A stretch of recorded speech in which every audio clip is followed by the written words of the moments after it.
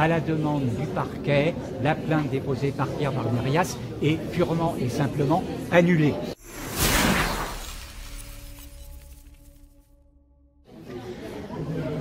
La 17e, ce qu'il faut bien comprendre, c'est que ces gens-là sont pris au piège du système. Si je suis juge à la 17e ou ailleurs d'ailleurs, et si je veux continuer ma carrière, je dois rester dans la doxa, je dois rester dans le discours dominant. Et il faut bien comprendre une chose, Pierre a été violemment attaqué par l'AFP, chambre de la presse, jamais la 17e ne lui donnera la peau de l'AFP. Ça fait 25 ans que je pratique cette chambre, tantôt comme prévenu, tantôt comme partie civile. La 17e reste dans la doxa et il était évident que jamais elle n'allait condamner pour diffamation l'AFP, quels que soient les motifs, quelles que soient les bonnes raisons. Et Pierre en avait une très longue liste, il avait bien préparé son dossier, ses avocats avaient bien travaillé, il avait des témoins qui étaient prêts à témoigner lors de la première audience, début septembre. Tout était nickel et la logique aurait voulu que l'AFP soit effectivement entendue pour se défendre, ce qui n'a pas été le cas, puisque le parquet, dès la première audience du mois de septembre, a demandé l'annulation de la plainte, ce qui était une façon tout simplement de botter en touche, de faire en sorte que le dossier ne soit pas exposé sur la place publique. Pas dire ça sert à rien, Christian, il va faire appel. Oui, alors qu'il fasse appel. Bah oui, parce que tu sais très bien sur quoi. Viens de l'autre côté, viens de Tu ce sais côté. très bien sur quoi, Christian, je t'enlève pas la parole. Tu sais très bien pourquoi ils ont fait ça. C'est l'article 8. Ils ont dit qu'ils ne savaient pas dans l'article 8 quel alinéa il avait pris, alors que l'avocat de Pierre a mis noir sur blanc dans ses plaidoiries que c'est l'alinéa 1 qui concerne la presse. Voilà sur quoi ils ont basé leur nullité. Voilà, c'est tout. Oui, oui. Et il va faire appel parce que l'AFP, l'agence France Propagande, n'a aucun argument. C'est vide.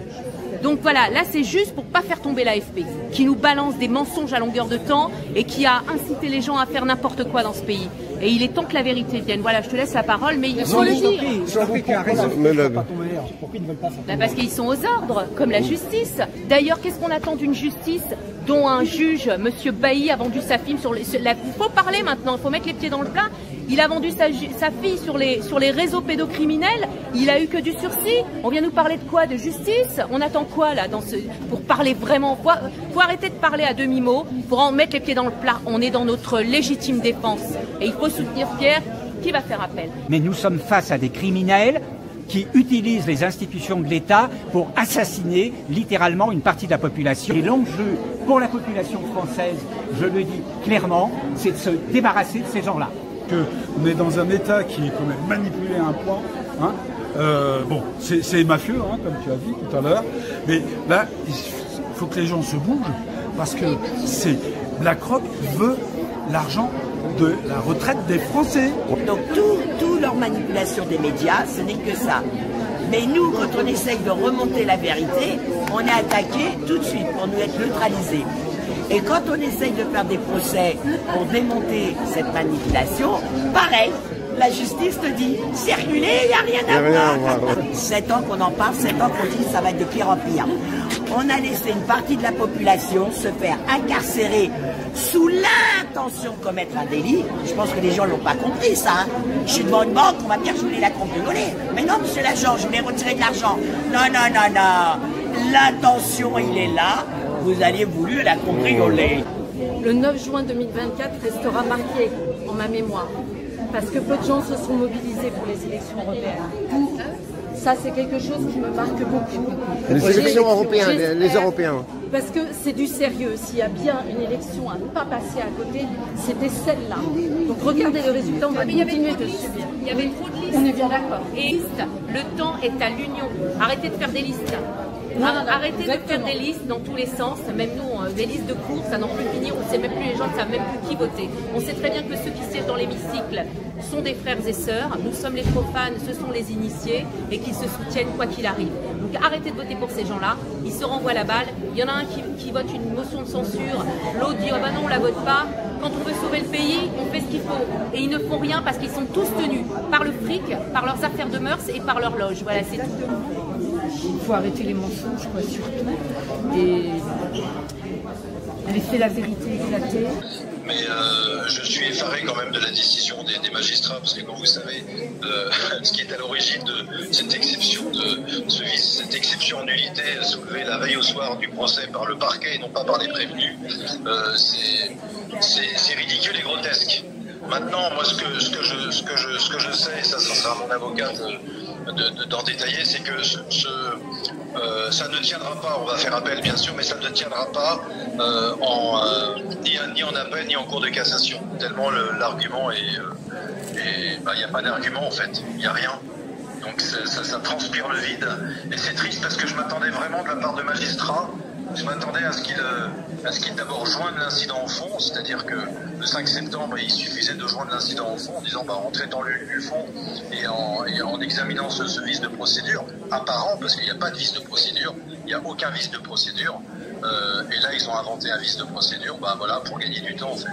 Donc là, il va y avoir peut-être, j'attends de voir avec mon avocat, mais c'est sans doute qu'on va faire appel. Et puis voilà, mais entre-temps, il gagne du temps. C'est tout, il gagne du temps. Parce que c'est évident qu'en appel ou en cour de cassation, l'argument ne tient pas, quoi. L'argument ne tient pas. Et entre-temps, comme ça, l'agence France-Presse va pouvoir continuer, quoi. Voilà, je sais que la vérité finira par éclater, ça j'en suis convaincu. Maintenant, ça va prendre du temps, il va y avoir appel, on verra en cours d'appel, il y aura peut-être encore en cours de cassation, mais l'argument juridique, vraiment ce vice de procédure est aussi grotesque que risible.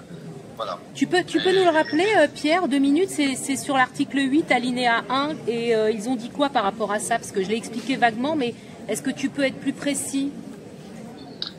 Non, en fait, grosso modo, on a reproché à la procédure qu'on avait visé un article dans son entièreté, c'est l'article 39 de la loi, mais je ne veux pas dire de bêtises, parce que je préfère que ce soit mon avocat, on avait listé un article entier, l'article 39, si mes souvenirs sont bons, alors que c'était seulement l'alinéa 1 qu'il fallait citer. Or, j'ai bien lu même dans le réquisitoire du procureur, on cite bien l'article 39, alinéa 1er, et non pas les alinéas 1, 2 et 3. Enfin, c'est nul, parce que vraiment, ça a été créé de toutes pièces, quoi.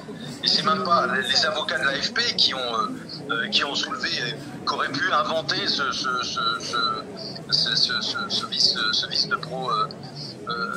de procédure. Non, c'est venu du parquet, donc du ministre de la Justice. Donc il y a un problème quand même.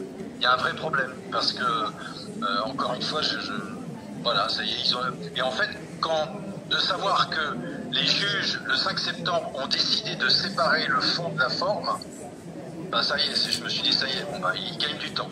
Ils gagnent juste du temps, c'est tout. Ils gagnent du temps parce que là, normalement, le 5 septembre, mon avocat aurait dû demander un report d'audience parce qu'il venait de découvrir encore une fois, ce vice de procédure tombé du parquet, comme je l'ai dit la dernière fois. Et si on avait reporté l'audience, c'était fini. C'est-à-dire que je me faisais démonter par la presse. Il y avait une dépêche d'AFP qui suivait et qui disait, regardez, Barnarias met en examen l'agence France-Presse et le jour du procès, non, il n'est pas prêt. Donc, il reporte. Donc, c'était terminé pour moi. Là, non seulement ça s'est pas passé comme ça, mon avocat a été brillant, il a bien plaidé en disant, attendez, en 10 ans de métier, j'ai jamais vu ça. Il n'a jamais vu ça, mon avocat, en 10 ans de métier. Jamais vu ça. Et là, ça se confirme. Ça se confirme. Moi, je croyais au miracle en me disant, mais c'est pas possible. Quand vous êtes un juriste, l'argument soulevé, il est faux. Il est faux. Enfin, je veux dire que vous avez la preuve sous les yeux que non seulement dans la plainte qu'on a déposée, on a bien visé l'alinéa 1er et non pas tous les alinéas 2, 3, mais ça, il y a les preuves de tout ça. Donc, c'est pour ça que c'est déroutant, parce que là, vous vous rendez compte que dans cette procédure, en fait, c'est évident que l'AFP ne veut pas de ce procès. C'est évident. Maintenant, ils sont en train de gagner du temps avec la complicité du gouvernement qui a permis de voter en touche, d'annuler ce procès. Donc on va faire appel, donc il y aura un appel, et en cours d'appel ou en cours de cassation, ça ne tiendra pas. Ça, c'est évident, c'est sûr et certain.